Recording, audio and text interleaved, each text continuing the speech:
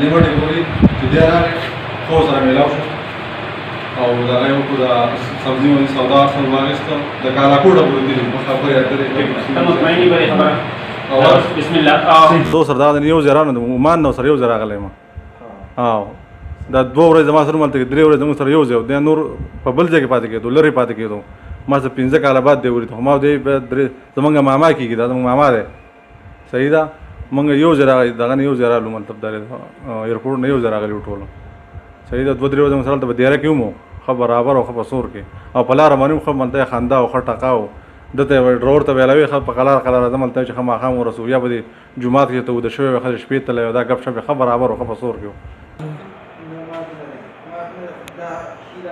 او نور څه چا شک مکه نشته